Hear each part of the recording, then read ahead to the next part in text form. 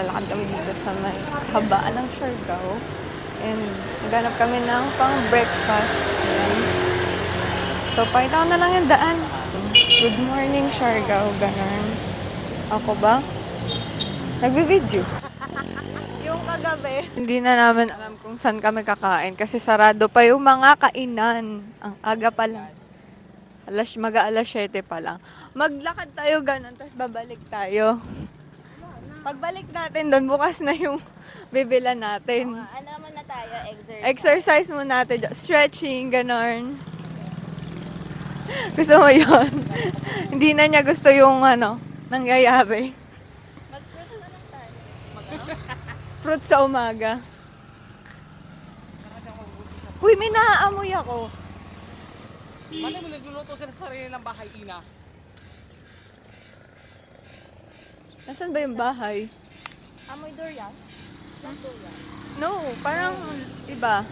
Hindi siya durian. Hoy, te, mas malakas ang amoy ng durian. Ha? Crispy. Ay, yan yung naaamoy ko. Baka naman, baka meron silang Mel? Oo, Mel. Mel Gibbs. Wala pa. Grabe naman po yung dito. Gasolina, mabot ng 3,000. Char. Ang cute. Okay, bye guys. Bye.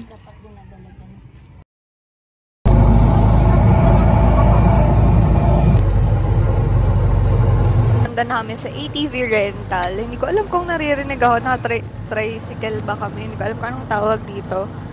Pero, ayan. Papunta na kami doon.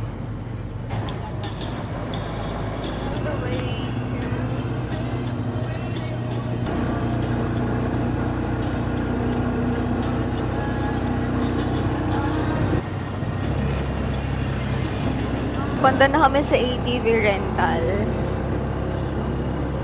And may pupuntahan kami mga day tours. Pero, hindi ko sure kung saan. Kasi sabi namin, kuya, bahala ka na kung saan kami pupunta. Tapos,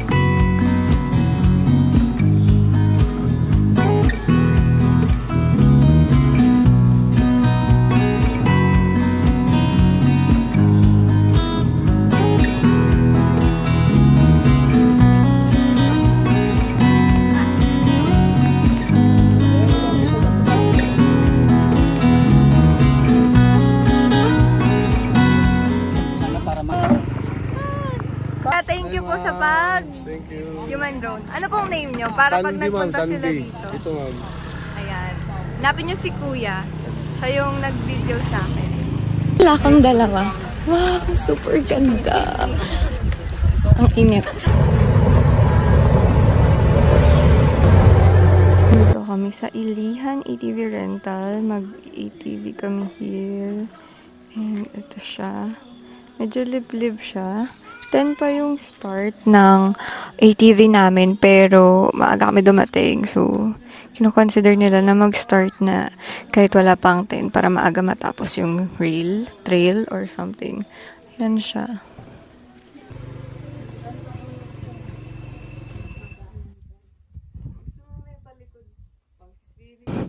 Maputik, tapos, ayun. Ang payapa dito. So, ayan, dito kami sa Ilihan ATV rental. Kaya ngayon lang kinain ko eh. So, tapos proceed tayo sa short lang naman po ito. Parang bigyan na idea lang, expectation na tayo. And then sa demo natin is para mabigyan ko yun ng idea paano paandar ng ATV, ano yung mga do's and don'ts kapag magpaandar ng ATV, ganyan. So, good morning po ma'am. I'm MJ, one of the tour guide of Ilihan. So, mag-give lang kami ng konting insight about Ilihan ATV rental. So, we are the first ATV activity provider in Siargao that has mountain trail. So, So, sa Siargao kasi when you call Siargao, ano po yung una nyo nakikita? I mean, naiisip or dagat, di ba po? Tapos surfing, ganyan. And that's why kaya po kami nag-put up ng parang different activity aside sa mga dagat kasi we want na, yung ano kasi namin, yung tourism yung sa Del Carmen is we want to embrace yung new adventure ko. So, that's why, since may mountain naman, and then bago pa lang din po kasi itong activity dito sa Siargao na may mountain trail. So, wala pa po iba na activity dito sa Siargao. And then, sakto is meron po kasi trail po dun sa taas, mountain talaga siya. Kaya, please expect po na yung putik is simula ulo hanggang paa. Kasi, Amihan season po ngayon, nag-start ang Amihan season noong November pa.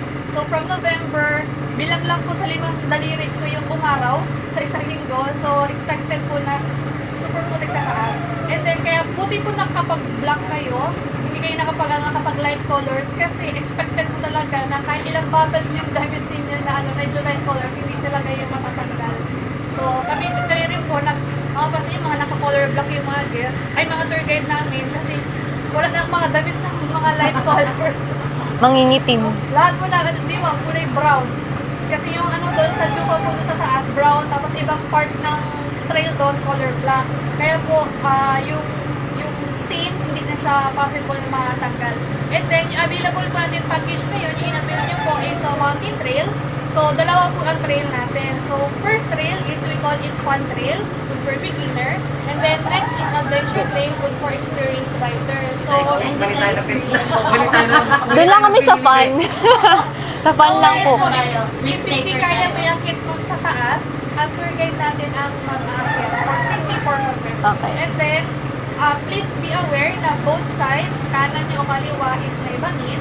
So, mag-drive lang tayo sa gitna, no overtake, and then no zigzag. Kasi possible, since magahapon or kagabi po sobrang lakas ng ulan, medyo madulas yung sa gilid po eh. So, para hindi kayo kaya po ahulin ng tour guide namin if maan tayo sa bangin. So, for safety purpose, okay lang na mabagal, we understand. Take it slow kasi beginner is kami naman po yung mag-a-adjust. So, pag hindi kaya, sabihin nyo lang po, ang tour guide po is todo naka-add sa inyo. Bibigyan na lang kayo ng first attempt, second attempt. If hindi makaya maakyat, ang tour guide na po yung mag-aakyat. And then, mapapansin nyo po, dalawa ang set namin ng tour guide. Kaya tulad ko na nabanggit ko kanina, para balance. Hindi, walang may iwan, walang medyo mabilis. And then, we are required po from the tourism officer, tourism Del Carmen, and then tourism officer na we require our guests na magsuot po ng safety gear for safety purposes. And then, possible pa kasi the tourism officer might visit us and then they always expect us to follow their protocol. Kasi in big activity, it involves risk. So anything happens, we're not liable to any charges. And that's why po we provide waiver. So then that right at your own skill level. And that's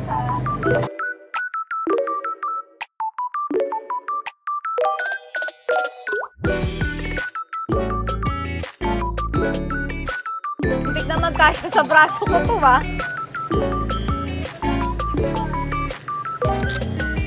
Ganon.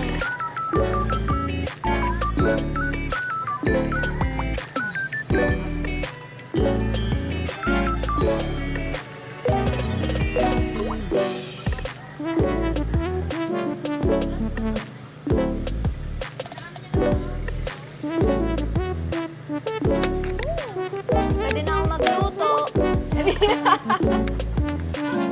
Charis lang. Wala pa po kaming experience sa kahit saan. adventure yung inana. Di ba, marunong, kayo mga marunong scooter na ba? Apa. Bike lang yung alam ko. Paano ba to? Pwede po ba magpatul? Ay, hindi. Pumasok. Guys.